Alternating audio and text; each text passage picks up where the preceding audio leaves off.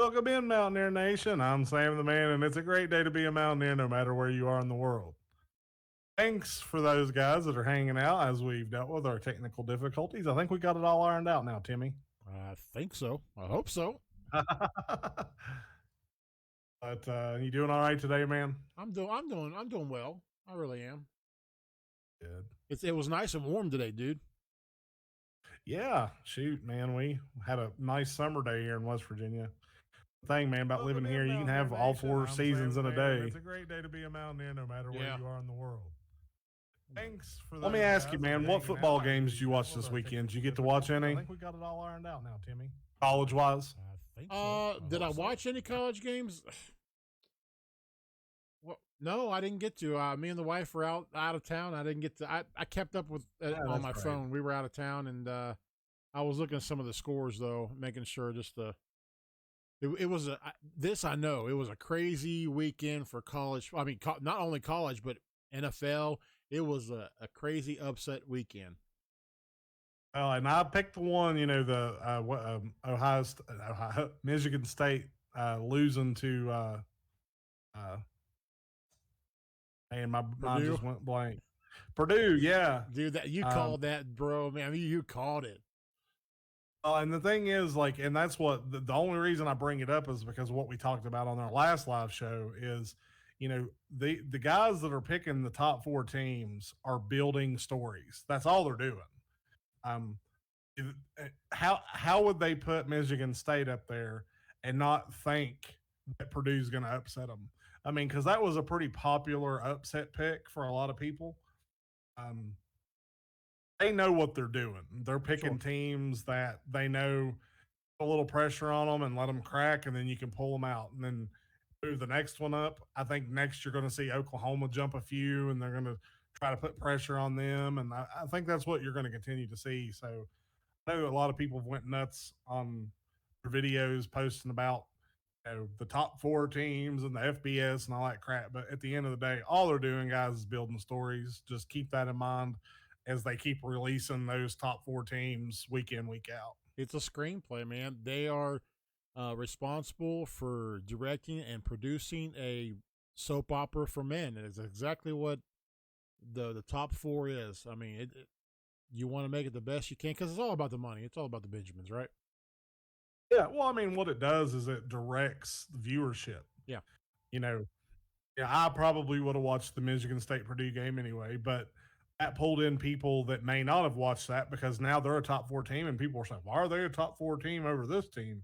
And it's the same way with Cincinnati. They're pushing viewers to Cincinnati. Cincinnati. I almost picked Tulane to beat Cincinnati. Mm-hmm. I thought that they had a good shot at beating Cincinnati. Um, you know, Oregon State. Who's watching Oregon State? Well, everybody's watching them now because they're in the top four. And, once they lose, it'll be somebody else and somebody else. And that's just what they do. I mean, it's smart business, guys. It's smart business. I'll tell you about Tulane. Their record doesn't show it, but they have been tough all year, honestly. They really have. And I really thought that they had it in them to upset Cincinnati. And if you watch the end of that game, that was a very controversial ending with the fumble into the end zone. Was it a fumble? Was it a touchback? Tell me what you think in the comments, you guys. For you guys that are watching on Facebook, be sure to share, like, and share for us, please. For you guys on YouTube, hit that subscribe button. Once we get to 600 subscribers, I'm going to dive into Sam's closet, and we're going to start giving away some autographed memorabilia to our viewership. Yeah. That includes, I've got autographed jerseys, autographed cleats, autographed pictures, underwear. I've got Funko Pops, got some of Timmy's used underwear that's autographed. I mean, there's all kinds of cool stuff in there. And if once we start picking winners and doing that, you'll get to pick what you want. I'm going to do it kind of a funny way where I'm going to show you things out of the closet, and the first thing that you pick, that's what you get. You're not going to get to see everything. You'll have to pick it when you see it. If you pass on it, then you don't get to go back to it. So it's going to be kind of a pressure luck kind of deal. You hear that, everybody? You won't be able to get to see everything. You have to earn your way there. Yeah. But I mean, I really enjoyed the weekend of college football. It was good. other than the West Virginia game was freaking deplorable. I don't know. Well, I do know. I mean, Oklahoma State is a far better team than I thought they were, than a lot of people thought they were. Um, and we just got our asses kicked, and that happens. It happens, and you just gotta move on and move up. And I know I put out a video earlier in the week that had quite a few views and quite a few comments, and some of them were nice and some of them weren't. And I do appreciate all the comments, all the interactions, good and bad. I enjoy it. I think it's a lot of fun to talk to you guys. Um, I was pretty upset with West Virginia fans and the knee jerking that's been going on really all year long. Um, with firing Neil Brown and benching Jarrett Dagey. It is what it is. We all have opinions, and all a part of the microwave generation. Well, I just think that firing Neil Brown would be one of the biggest mistakes West Virginia could make right now. Yes, it would. Because what'll happen is all of your kids that are coming in will decommit and go somewhere else, or they'll come in and see what the new coach is about, and if they don't like them, they'll just portal out. So you have to really be careful, because firing Neil Brown can really decimate West Virginia's football program. I mean, it really could. And then, of course, Jared Dagey, he's not perfect and he's not the greatest quarterback in the world, but I haven't seen anybody that could step up and take his place and make the throws that he can make. Garrett Green can run the ball a little bit, but even against Oklahoma State, they were keying on him when he came in. I mean, he couldn't do anything. Had that one really bad fumble, and cost him, was 1st and 10, and then it was 2nd and 33. I mean, yeah, he's you bring Dagey. Yeah, I mean, you bring Dagey back in to try to clean that up, and you ain't going to clean up 2nd and 33 when your third down percentage is in the shitter. They were like 2 of 14 or something. I mean, you don't win when you can't convert on third down. That's bad, dude. That's terrible. Yeah, it was bad. It was really West Virginia's worst performance I think I've ever seen in my life. Yeah, that post game episode you put out, man.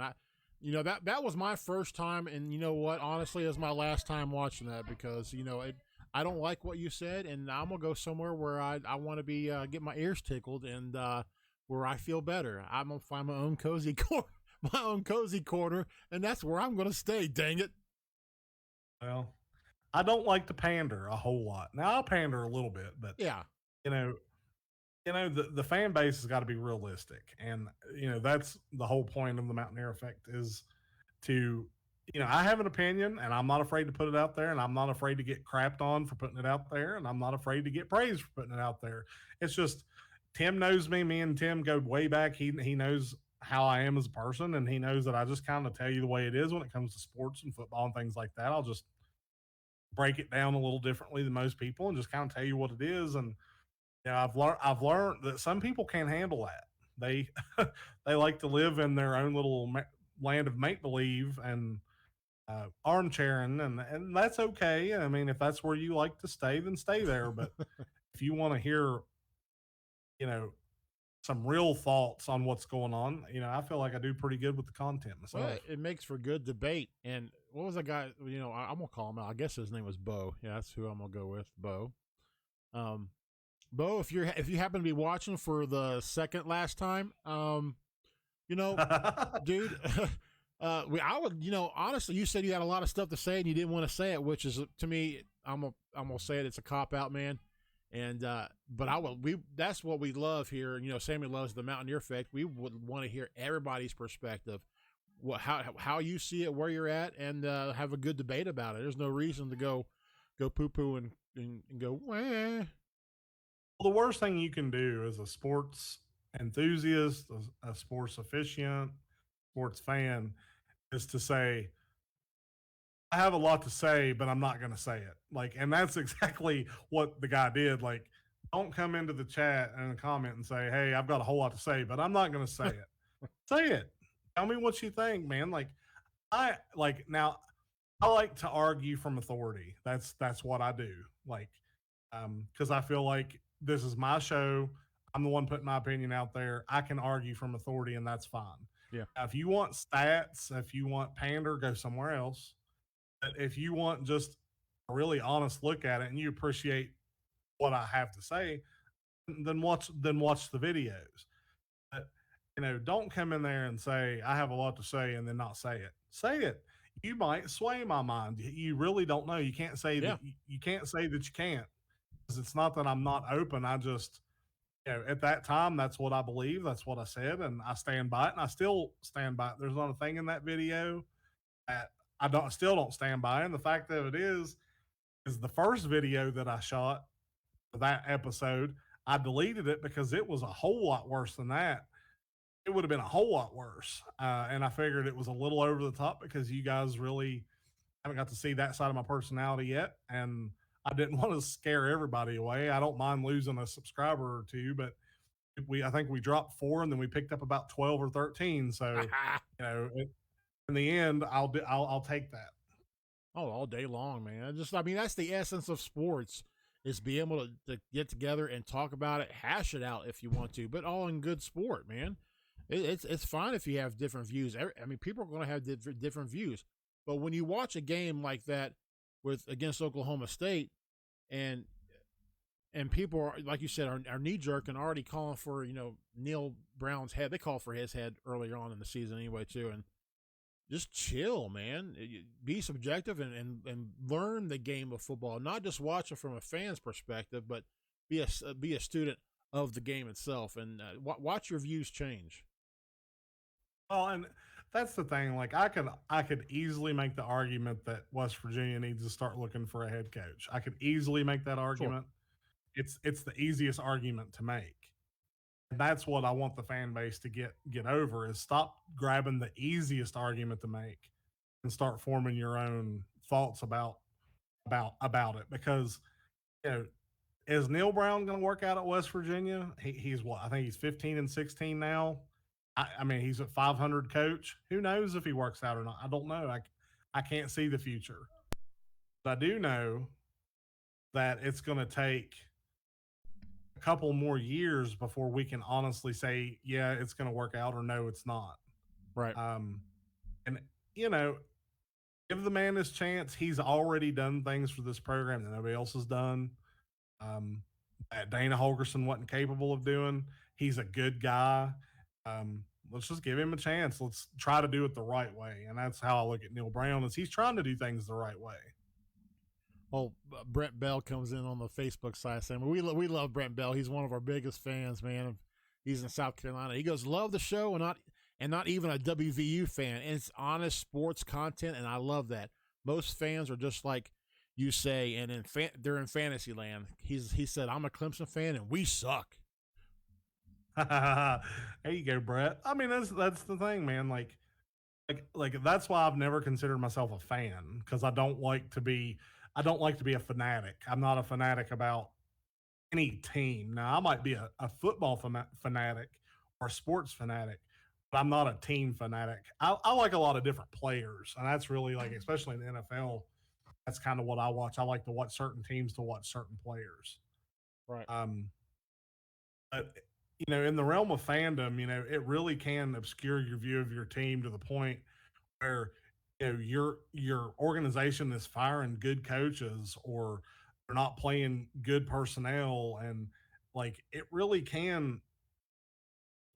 The voice of the fans can influence the program, and that's so dangerous that there's so much power there. But there is, I mean, because it's all about the money at the end of the day. Right.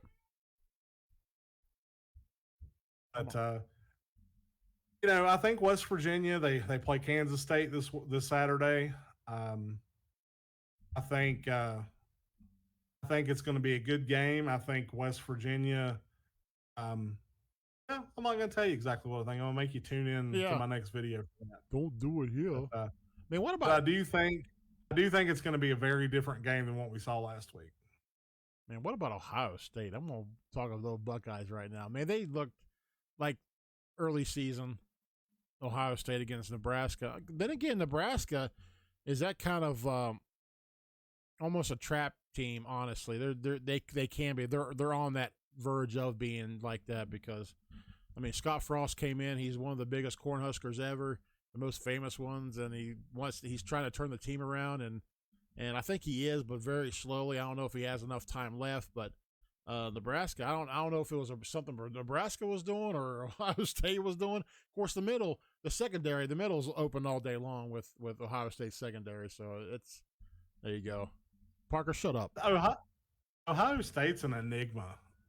They really are. Like, they pass the eye test and they pass the sniff test, but like, like I don't know. Like, there's something about this group that just is underwhelming. Does that make sense? Like, they haven't done anything that has impressed me into liking the team. Does that make sense? Like it's like they're good at everything, but they're not great at anything. And you know, you look at Georgia and their defense is top notch, and Alabama, their offense. I don't care what anybody says, their offense is top notch. Always. Oklahoma, their offense under Caleb Williams has been dynamite. It's like Ohio State, they're just like they're the most lukewarm team I've seen in a long time. They're young. I mean, they're young. They're rebuilding. That's fine. Because I don't live in fantasy land where I expect my team to be in the playoffs every year, and they will lose in the national championship. I just want them to have a good season. That's it. Let's see, who's this Mark Fame? They are young. Yeah. UNC, man, they suck. I'll tell you what. UNC's quarterback is something else, man. Yeah. That cat took a beating this past week that few quarterbacks can take and still pull out a win. I mean, they look so good against Wake Forest. Let me rephrase that. He looked so good against Wake Forest. I mean, I bet he was sacked. I don't know the stats, but he had to have been sacked at least 5 or 6 times. God. And he was getting just blitzed every time he threw the ball. He was getting just. I was waiting for the kid to like been taken out in the gurney, man. Like he was getting killed, and he was just standing there. That kid is Sam Howell. That kid is tough as nails. He really is. Yeah, that's really what I like to can say about UNC. Yeah, that's all we gotta say. I think their game this week, they play Pittsburgh. This week's going to be a bad week for UNC. I think Pittsburgh is going to blow them out. I think with as much as it took for them to win last week and the kind of beating the quarterback took, and you're coming off a high of upsetting, Wake Forest is like ranked top 15 in the country. They're going to probably be a little hungover and beat up, and I don't see any way that they beat Pittsburgh. I just don't see it. No. And yes, you're hearing a West Virginia fan talk good things about Pittsburgh, and I'm sorry, but they're a fun-ass team to watch, man. They really are. And they will be for the remainder of the year and next year, and I think that's probably all we're getting from them, Sammy, honestly. Yeah, their quarterback, I can never remember his name. He is good. He is really good. Trickett, is that right? Clint Trickett? He's really good. That's not right. I can't remember his name, but he is really freaking good, man. He's impressed me. I really think he'll go on into the NFL. If I was the Pittsburgh Steelers, that would be who I go after to replace Big Ben. Let's replace Pittsburgh Steelers with a Pittsburgh Panther, and let's keep on rolling because I think he's got the capability. Yeah, Pickett. There you go. You were close. I think I was close. I think that's if I was the Pittsburgh Steelers, I'd already start looking at him. Samsonite. Samsonite. I was way off. I like this. What Brett Bell just asked me. He goes, "Can I get a score prediction from the two of you for Clemson versus Wake? Brutally honest is why I like you guys." I think Wake Forest is going to destroy Clemson. Yeah. And I'll tell you why. They're coming off the loss to UNC. They looked really good against UNC. Their offense is super high powered. I think they blow Clemson off the map. Yeah, because Clemson's defense is still pretty stout, right? And they're stout, but their offense is they don't know where their offense is. They're still looking for it. I'm gonna pull up. I want to see the spread on that game. They're still looking for Trevor Lawrence. Where'd you go, buddy? Poor Trevor Lawrence. Well, they beat the Bills. Did they beat the Bills this week, right? That's the the Twilight Zone anomaly this weekend. It won't ever happen again. A 9-6 game. You got to be kidding me, really? I mean, that was the worst game in the world. I don't know what was wrong with the Bills, man. Like, it was so bad. It's not gonna hurt the Bills any, honestly. Well, man, that would hurt my pride an awful lot. Yeah, other than that, yeah, I just to lose the Coach Grind a lot. Guys, y'all gotta stop being so hard on Urban Meyer. No, he was just taking a picture, Sammy. That's all he was doing. He was leaning in. Did he say Wake Forest and Clemson? And Wake, yeah. Are they not playing? No, it's Wake Forest and NC State this week. What are you thinking, Brent? Brent don't know. Brent don't care. He's just trying to make us look silly.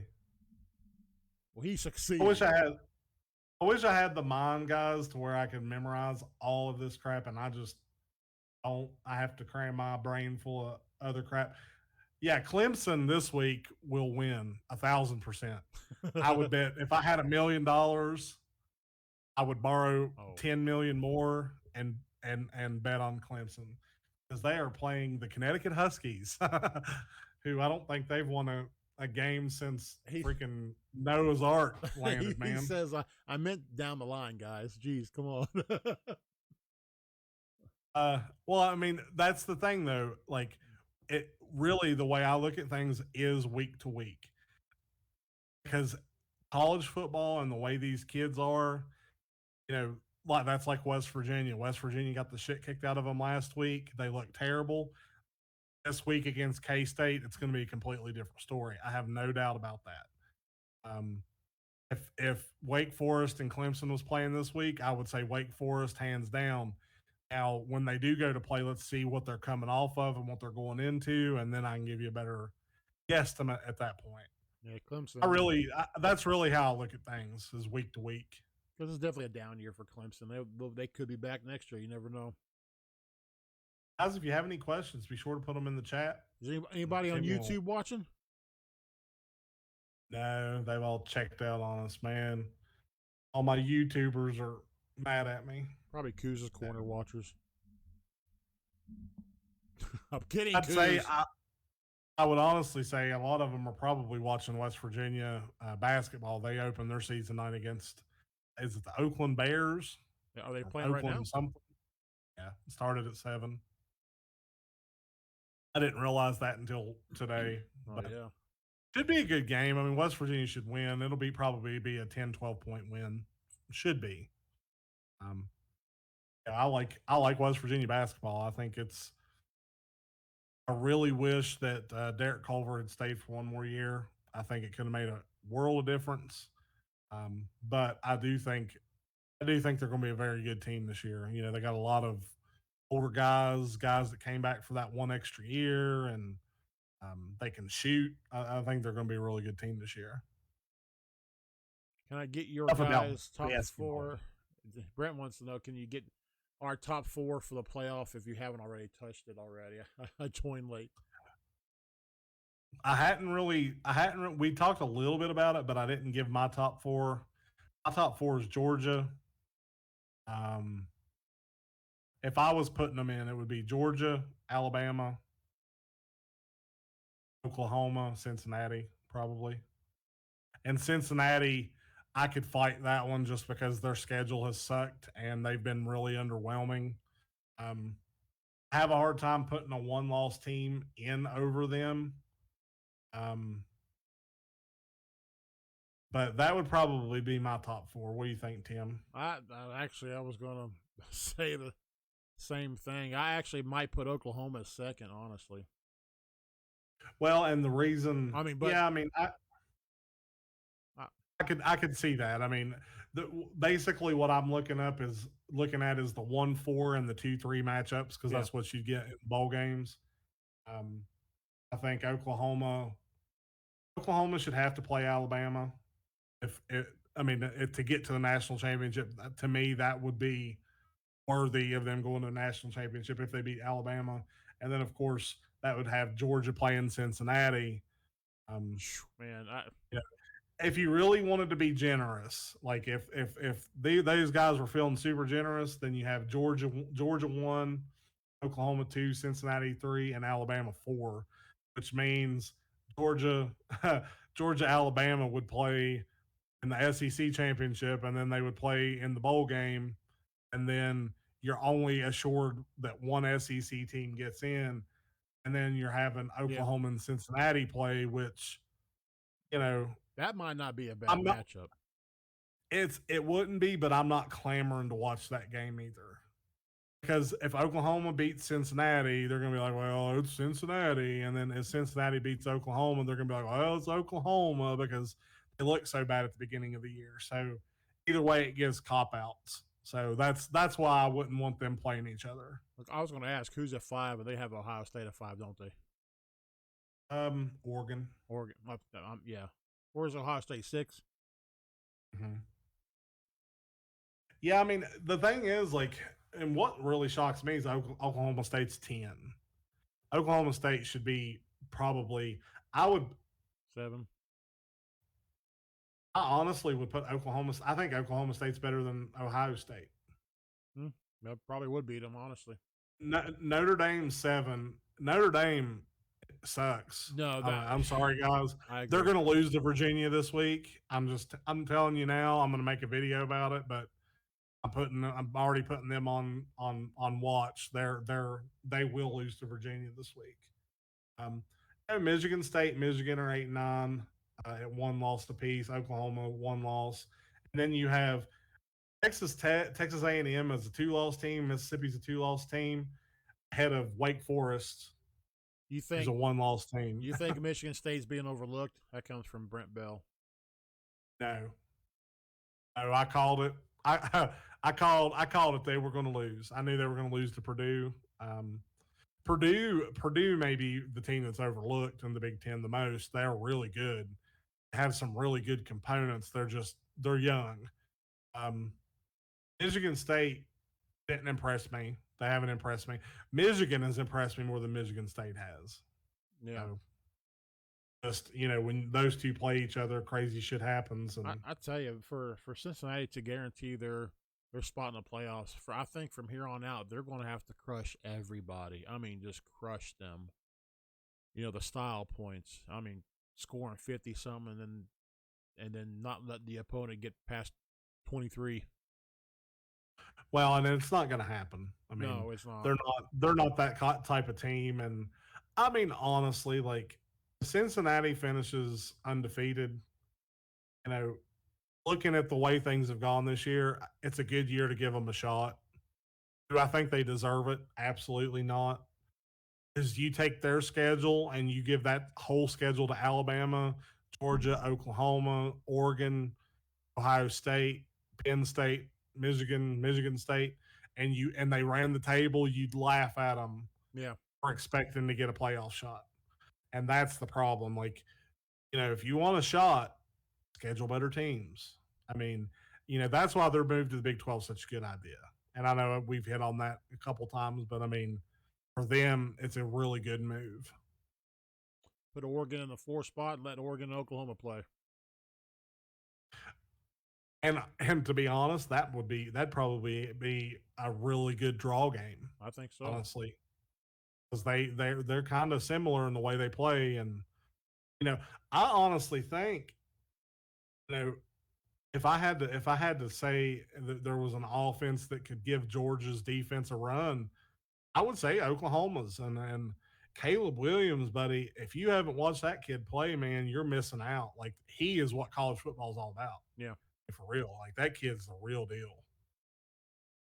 He took advantage of his moment when his name was called. He's like, here it is. It's now or never. Yeah. I mean, that kid makes throws that, I mean, he makes throws that some pros can't make. I mean, honestly, like he's good, and he's just gonna get better and better and better. Yeah, Um, he is I don't exciting to look for watch. him to hang. I don't look for him to hang around Oklahoma too long. To be honest, Really? yeah, I think one more year and he'll be gone. Especially if he comes out next year and has a productive year. I mean, NFL's clamoring for him, for that type of quarterback, and I think he'd be a full lot to go on and go do it. And Yeah. honestly, Heisman. I mean, he should be on the Heisman list. He should be on the Heisman watch list. I mean, he's that good. Yeah, I mean, yeah, he should be on the list. Where at on the list? I don't know. Because he did start late, but that's Well, he. I can't think of a more polarizing Yeah. uh, entrance to a game, and the way he's taken over a team. He means more to Oklahoma than any other player, and that obviously shows because Spencer wasn't. Spencer, it's so funny because we criticize him so hard. Dude hadn't lost a game or anything. He'd just been squeaking by, barely. And then, it's funny how we criticize quarterbacks that win ugly. Yeah. Old Spin. Man, I tell you, I kind of hope he goes to Texas just because of the drama, man. I do because I hope he goes because I want to be right. Yeah. I want to be right. Damn it. See, Brent thinks the same thing I thought when I watched. He goes, I was right about Spencer Rattler. I knew he would be a bust from Netflix series QB1. Cocky kid that didn't well. I thought the same way. His attitude is the first thing I look at, Brent, and it just wasn't there. When I watched Justin Fields on the same, not the same season. I think it was the same show though, but he was different, and Jake Fromm, but um, yeah, Spencer just didn't. I don't know, man. It just didn't cut her for me. Old little Voldemort. Mark Fain, he's going to Tennessee. Shut up, Mark. Who let him in here? Who let him in this room? I could say some really mean things. I just won't. I mean, he's not. No, I mean he's not a bust.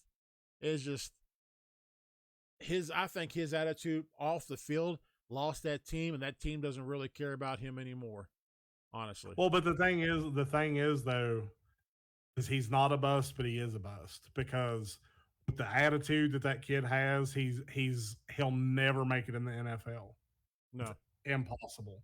Like he's like another Johnny Manziel. Like we knew Johnny we knew Johnny wasn't going to last in the NFL with the attitude that he has now. He's got other issues, and I'm glad that he's kind of on the other side of that because he's such a likable character.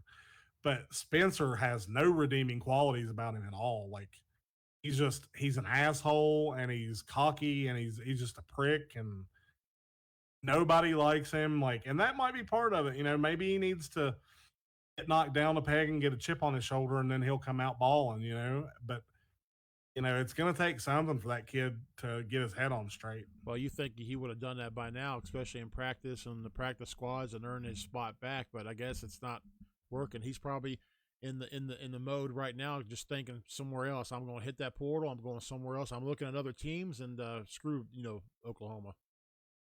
Well, sometimes in life, and it's funny because I had this conversation today.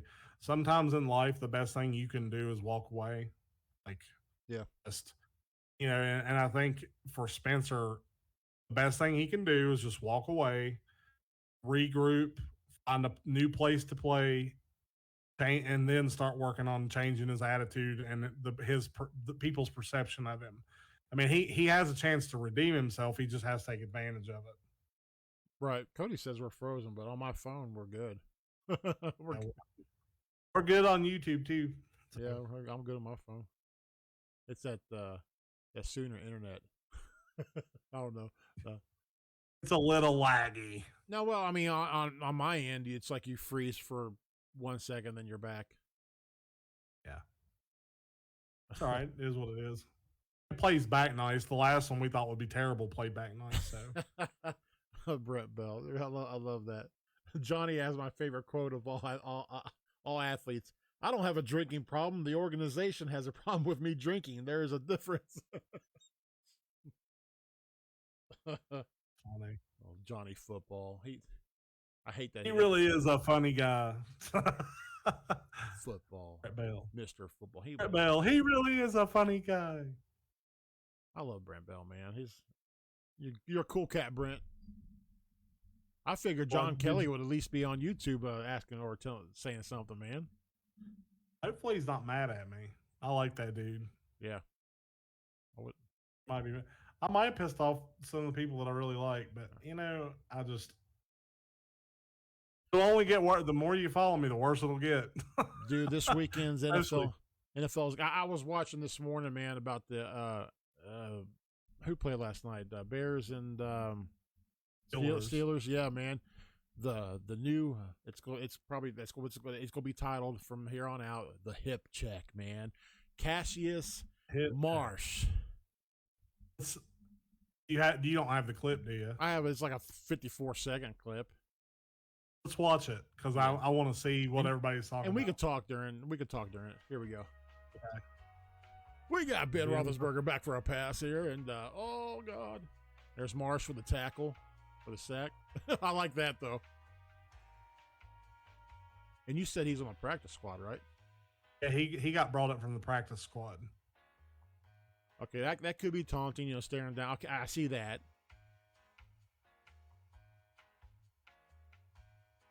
But here's one thing that I will say is, looks like what would happen if Conor McGregor and Khabib had a kid.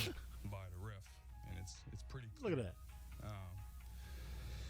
If I were to do that to a ref or even touch the ref, we get kicked out of the game and possibly suspended and fined. Did he throw the flag because he bumped him, or did he throw the flag because stare down at I guess that was their punter? No, I think he didn't throw the flag until he ran into him, and that was deliberate from the ref. See, this is my theory about professional sports. Is it 100% rigged? No. Is it rigged in some form or fashion? Yes, I think so. I mean, there's things you can't explain. Like, for instance, after 9/11, what better team to win the Super Bowl than the Patriots? I mean, what are the chances of that team winning that Super Bowl after that? I mean, we've talked about it before. I mean, but if that's the way they wrote it, fine. Our country needed that at the time.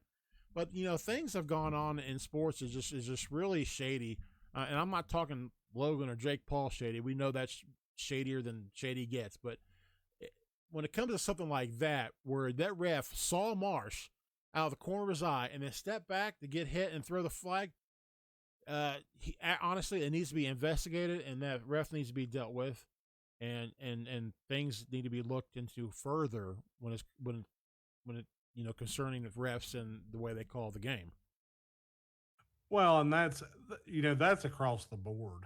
Like, it seems like nowadays referees in football and basketball and umpires, especially umpires in baseball, like to make a name for themselves and draw a spectacle. I mean, who's that one baseball umpire? Is it Angel Hernandez? Really super synonymous umpire for being a shitbag. I mean, people get his autograph, and he's an umpire because he's synonymous.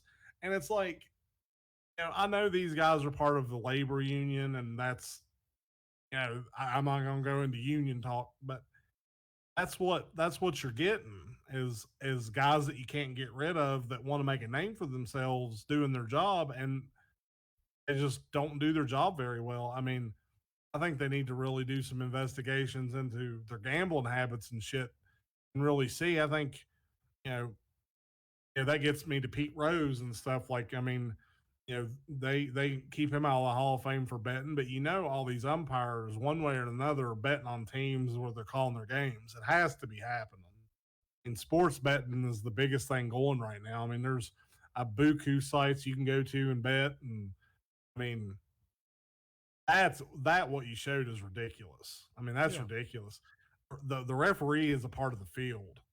Like, and then that's what they are. And you know, a bump like that, it was no malintent. He just bumped into him, and you know, somebody needs to remind him. You know, you're part of the field. You need to watch out for yourself as much as they do. Like, I don't know. He tried to dodge him, and you can see Marsh kind of just do that, and just to try to get around him, and then I mean, if it was completely accidental, it's completely accidental. I mean, the ref can't throw the flag thinking he hit him on purpose if he didn't see it, see the intent. If he just happened to hit him, like, you don't know, you're just guessing at the moment. But it just, I don't know. I'm not trying to be a conspiracy theorist when it comes to games like the Patriots winning that year after 9/11, but when you have sports like boxing, that's easily to rig and fix, and when you have when Vegas gets into it and you have money, don't think things don't happen just because it's money, it's Vegas. Well, as me and you found out recently, going to our boxing excursion here in West Virginia, the guys that are judging boxing and the crowd can watch two completely different fights. Mm-hmm.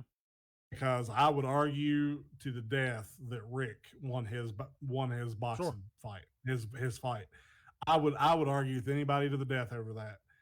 The fight me and you watched, Rick, that kid ate so many jabs. I mean, we're talking a few weeks ago, and this is way off topic, but that kid ate so many jabs that he's still probably eating them, and it's been 3 weeks. And when it come down to the judges' scorecards, the kid won, and like everybody in the whole place knew that was bullshit. I mean, there was no, we tried to look at it objectively. Like, I tried to look at it as like, did Rick, okay, I was like, in my head, I'm like, okay, Rick lost. Here's how he lost. When you can't come up with anything, you can't even lie to yourself and say that he lost. You know what I'm saying? Like it was clear. Like, it was clear as day. I still don't understand that. But what I'm getting at is, once you get, the judges and the referees and the umpires involved, and they are making sure that the outcomes of these games are influenced by their decisions, I think they get off on it to a certain degree. I think they like having that much power. I really do. No, you're right, man. Because that fight was something else. Because the kid was just flailing at the end of every round. 10 seconds ago, he heard the blocks being hit, and then all of a sudden he just flails. He just flails, and I guess the judge was looking at, well, he's landing all those. Man, Rick was protected the whole time. Boom, boom, boom. But I don't. Maybe they went by the way it looked, or I don't know. It just. But it's a shame. It should never get to that point. No, sports shouldn't be to the point where it's so corrupt that you can't even have honest sports competitions anymore. And I mean, and to me, part of that is the fans, like being a fanatic fan. Like, there's a lot of money generated by fanatic fans. And I think if we could all tone it down just a little bit and look at sports in the perspective of entertainment, they would have to start looking at it in the same light. And until, we stop being such fanatics about our sports, this is what we're going to keep getting. I mean, honestly. Right. Yeah, I mean, I could go on and on, guys, about that subject. I'm just trying to make the point of, once you get Vegas involved in money, and those guys, they get what they want. Ultimately, in the end, they get what they want. I mean, it's just like a big mob now. It's like, don't think sports is 100% pure anymore, because it's not. It hasn't been for a while, but it's still entertainment, and that's what it's supposed to do: entertain us. No matter how they get there, it's just to entertain us. Absolutely. I mean, and that call, I mean, that's deplorable. I mean, that ref, I mean, that kid, he was brought up from the practice squad, and I mean, he probably shouldn't be flexing even at the starting punter if that's what he was doing, but at the same time, know your role, shut your mouth, do your job. Yeah. And if you want to stare down the punter and get a penalty for it, I mean, that's what happens. You got to use the old nog. Yeah. Brent, what's Brent say? Did they fix the Braves World Series? No, no. I mean, no. Braves are a good team. Now, sometimes here's my thought, Brent, about like baseball. You know, the best out of seven. Braves went up what 3-1 against the Astros, right? And that fifth game was, I don't know if it was fixed or not. I don't know, but they want to they want to get as much. They want to squeeze as much of a series as they can. If they want to go down, you know, like lose that game, go 3-2, um, and then win the sixth game, that's fine. It's because it's really ultimately it's about ratings. It's about the views, the money that comes in. Because you really don't want a series over in 4 games or 5. You don't. You lose so much potential money. But the Braves are still a great team. I'm not taking anything away from them. Astros cheat. But the Braves, no, they're a legit team. You know, they deserve it. Brett says the Braves sold more merch on Fanatics 30 minutes after winning the World Series than any other franchise in the history of Fanatics MLB sales. I did like what he said up here, though. He said, referring back to his older comment, I'm a Braves fan, but let's talk numbers. Hank Aaron passed this year. The Braves won 44 games before the All-Star break and 44 games after, and won the World Series on the 44th week of the year. That's Hank's number. That's freaking weird, dude. That is weird. I mean, well, it is. It's see, that's the thing. Like, I don't read too much conspiracy into sports. Right. I think at the end of the day, you know, at the end of the day, it's entertainment, and that's how I look at it. Like, it really doesn't matter, you know, if Stefano kills Marlene on Days of Our Lives, it doesn't affect my life. If you know, the Braves win the World Series, you know, it doesn't really matter. But like we're talking money and stuff like that. I mean, there's so much money that goes into sports that they have to find ways to keep making more money. I mean, that's what they do. That's all. That's what it's all about. I mean, and that's why college football, the future of college football, is so scary, is because as you get deeper into the transfer portal and you get deeper into the image and likeness, you're going to see even more of the purity of college football get sucked out of it. And I think people are already seeing that this year because, you know, so many kids have hit the portal after this year already across the country. You're already seeing, like, this year, these kids are going to be on this team, and then next year they're going to be on that team. And, like, it's just going to – it could either diversify the talent or turn it into some big, ugly money monster that there's no good product. And if you really look at the way the rankings are right now, it's awesome. Like, it's been a really fun year for football, but at the same time, there's no clear, you know, aside from Georgia, who do you put at the top? At the end of the day, you know, if you're not in the SEC, you don't really matter. I mean, that's what scares me is, you know, Oklahoma and Texas going into the SEC, Ohio State, Michigan, they would be stupid. Clemson, they would be stupid if they wasn't approached by the SEC to join. They really would be stupid not to go, because at the end of the day, that's where the influence is going to be. That's where the money's going to be. That's where the championships are going to be. That's what everybody's going to want to be watching. And I mean, that's the truth of it, I think. Yeah, then you just have one super conference. That is it. Well, what they'll do is, what'll happen is they'll have all those schools in their conference, and then all the other schools will have to make their own conference, and you'll have, you know, the SEC and their bunch playing each other, and then you'll have another conference where they are not even affiliated with them. And honestly, that might be the best thing that you could do, because that might be the only way to save a little bit of purity for college sports, because it's going to go like that across the board. The SEC could go like an NFL pattern where you have the SEC, North, South, East, and West, and boom, there you go.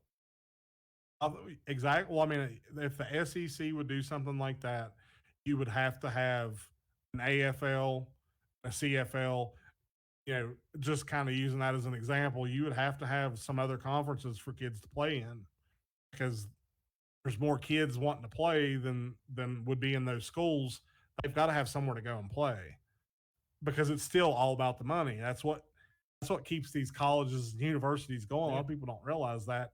Like if you don't have a good football program, you don't have basketball, women's and men's basketball and tennis and golf and you know whatever else because football pays for all of that. They don't Sure. make enough generate enough revenue to pay for their own sports. So I don't know. I think the future of college football is really uncertain, and I think time will tell what's going to happen with it. Again, I really do believe any team that's approached by the SEC would be stupid for not going because at the end of the day, that's where the money is, and that's where it's going to stay. I mean, they're already making the commitments to it. Bringing Texas in money wise was the smartest thing they could have done. I mean, because Texas money wise, you know, it is what it is, and we'll just have to see how it goes. The landscape's going to change, man. It's going to be so different. It's no longer going to be what we grew up watching. It's totally something different, and just because of the money. Yep. Yeah, absolutely. We'll just it's gonna take a few years to figure it out. Yeah, I mean we'll adapt to it, but it's in the meantime it just sucks. Well, I think you'll see other sports on the come up. That's why like Puck and Schmuck, that one of our GG channels, like doing hockey content. I mean, I really think hockey's going to be on the come up because it, you know, hockey is a purist sport. I haven't really changed a whole lot about it. It's the same game now as it was 30 years ago, and those guys still kick the shit out of each other, and it's still very technically savvy, and it's physical, and it's fun to watch, and they found a way to market it on TV where it is fun to watch, and I think in the future that's going to be a big come up myself personally. Man, why is it the only sport they allow them to the refs sit there and allow them to punch it out and then they go into the penalty box? I mean, we need that in NASCAR. I see a lot of races where they meet each other in the pit. Just let them go at it. Just let them go. The fans want to see it. Hey, because they're paper cannons. Yeah. I mean, really, half those NASCAR drivers, really, like Tim, like Jeff Gordon walked up to you and was like, "I'm going to kick your ass." You'd laugh yourself to death, like for real. I mean, but these hockey guys, man, like, and I think honestly, all pro sports should have built-in fighting because, especially in baseball, because all that does is get people injured. You see it year in, year out, guys getting beamed in the face with balls, and God, yeah. You see it all the time, and it's like, well, why do you do that? And then the announcers have to explain why 3 years ago his teammate such and such got beamed by such and such, and it's it's a whole bunch of explanations. Just let them fight and get it over with. Have that designated guy on your roster that's like, all right, get out there, get him. Like you send out your guy, send out my guy. They kick the shit out of each other, and then that's that. Yeah, and then just squash it. Like basketball should be like that because hockey has enforcers. Football should be like that. Yeah, just let them do it, man. No one is scared. You know what? Nothing funner.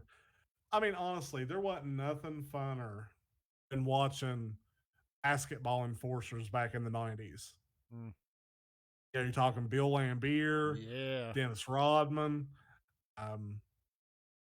who am I forgetting? Charles Barkley, Charles Oakley. Charles Oakley, yeah. Like those guys, like basketball enforcers, man, they would just come in. Birdman, he was a great enforcer. I mean, they would just come in and just knock the living shit out of you and they didn't care. Like that's what they're there for. They're there to shut that shit down. And when you're playing against Dennis Rodman, he has a funny way of getting under your skin, man. Yeah. Yeah. UFC needs to let people fight. UFC, that's another conversation for another time, I think. Man, basketball enforcers now are shooting threes past the arc now, so they're I mean they're gone. It's a they exist no more. No, they don't. And that's why, like, the video I made the other day, or yesterday, I was talking about 3 things West Virginia could do to instantly, I think instantly improve the program. And one of the things that I brought up was bringing Owen Schmidt in and getting Owen Schmidt on the payroll. I like that. And the reason I say that, like you need tough guys teaching these kids how to be tough and how to do their job blue collar way. Like we've all done blue collar work. Um, and having that guy, because nobody's tougher than Owen Schmidt. I've never seen a tougher dude than Owen Schmidt. Like anybody that can crack their head open, headbutt in a helmet, like you got to be pretty tough to do that, Yeah. And bringing him in, I just think would be good for recruiting. Probably good for Owen. Be good for the toughness of your kids and making sure that these coaches that aren't from West Virginia have that constant reminder that, hey, they're blue collar, hardworking kids. That's what we're based around. Yeah. Well, plus, he's a freaking runaway beer truck. Come on now. Jokic got in the fight last night. I mean, the fights I get, but it's just these guys couldn't hold a candle to the night. These guys, they really couldn't. They couldn't hold it. I mean, Bill Lambier was going to kill you if you got into the paint. I mean, he's just going to kill you. It's just a way. It's just a different era. Yeah, I mean, and you'll never have that kind of physicality in basketball again. They've gotten so far away from it. They'll never, dude. I'm not going to even touch comparing today's. Well, the only person I can see who has in the NBA now who has that kind of grit is DeMarcus Cousins. Kind of has that kind of that grit, but he's more, I guess, gangster than.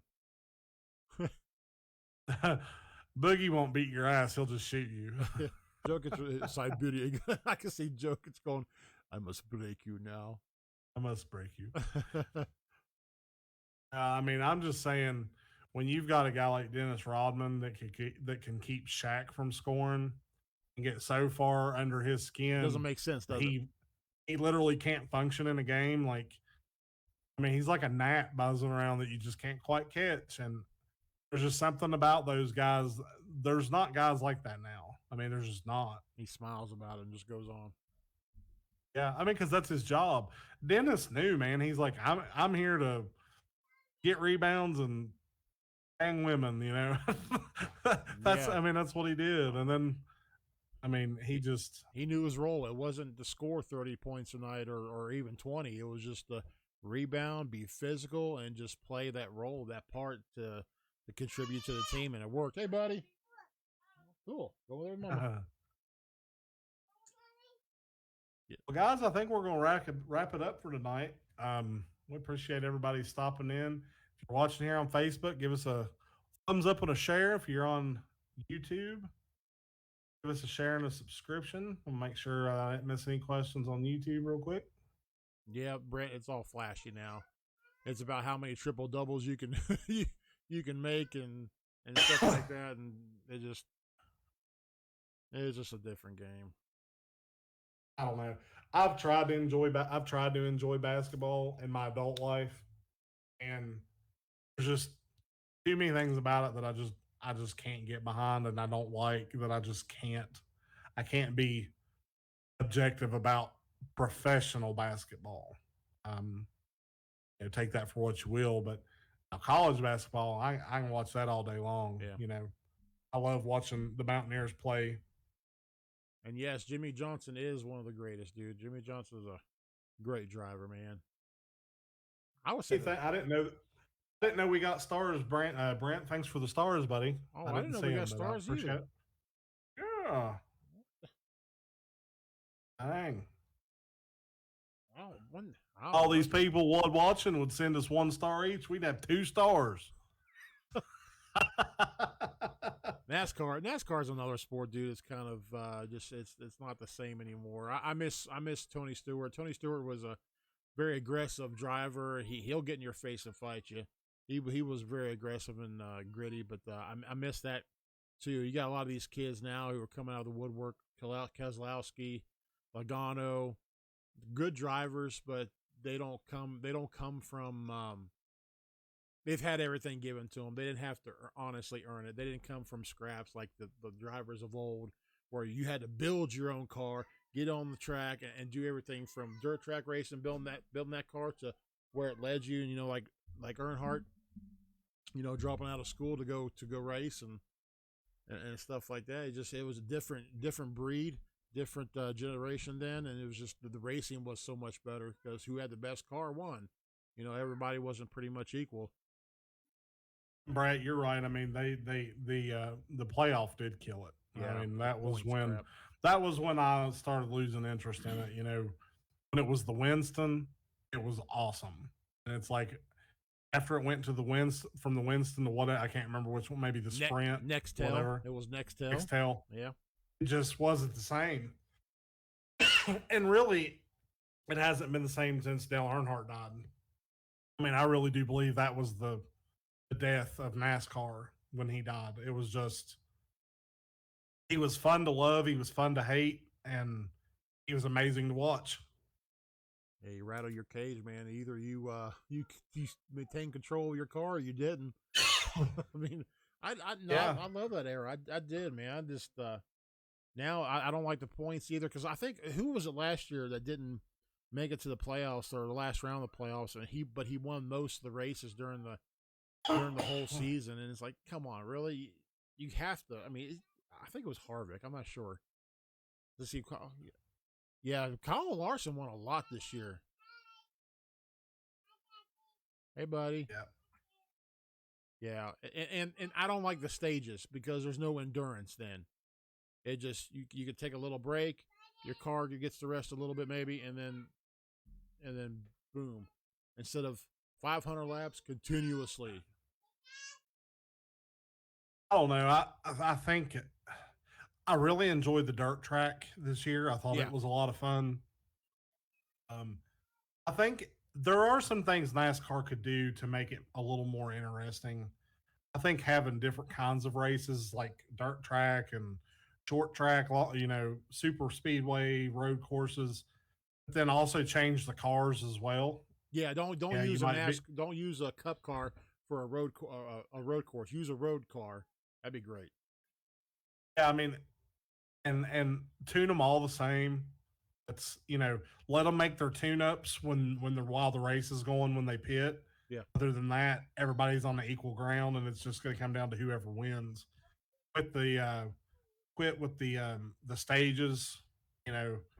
Let's get back to endurance racing and smart racing, and just let them fight it out. Yeah, I would watch that. Sure. But I mean, that's not the trend of it right now, and they've lost a lot of fans, and I think they're going to continue bleeding until there's nothing left. To be honest with you, no other major racing league does what NASCAR does, and they're going out west hardcore with tracks and losing their identity. Well, I don't want to get political, but racing, you look at racing as more of a southern thing, and the more western it moves, the less southern it becomes. And that can be good or bad, right or wrong, however you want to look at that, but that's just the truth of it. Yeah, two different monsters there. Yep.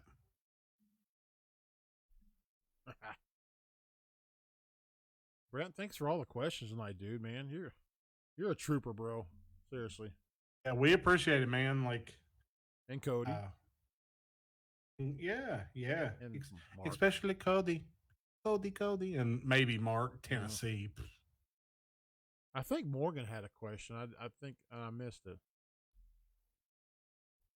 Let's see. I don't want to miss my organs question. Oh. All right, can you hear me now? Okay. For some reason, the internet just went off and on. Okay, it was It was Morgan School. Does Oklahoma bye week help them or kill them when it comes to winning momentum? Bye weeks are killer of momentum, but it's good for your team to let them to chill out and get their bodies back into. It depends on how physical the play is. It depends on how that works. But I think for Oklahoma, I think it's going to be very beneficial. I don't. Caleb's such a baller, man. Like I don't see you killing his momentum. I mean, he come off the bench, not playing at all, and balled out. So I have no reason to think his momentum is going to change at all. Like a mini Mahomes. Ew. But better. I know. Ew, mini Mahomes. You don't like Patrick, I know. Yeah, I'm not a big Mahomes fan. But we're going to sign off, guys. We appreciate everybody stopping in tonight for this weird kind of hybrid laden with all kinds of weird freezing issues and stuff, but we appreciate your patience and all the questions and everybody participating. Like I said, once we hit 600 subscribers, man, we're going to start doing some giveaways, weekly, bi-weekly, something like that. Get you guys some cool swag from Mountianeer Effect and the GGTV family. Oh, yeah. But anyway, I'm Sam the Man, and this is Tiny Tim. Oh, you butt. And we're going to sign off for tonight. Thank you all, and everybody have a good night. God bless us, everyone. Say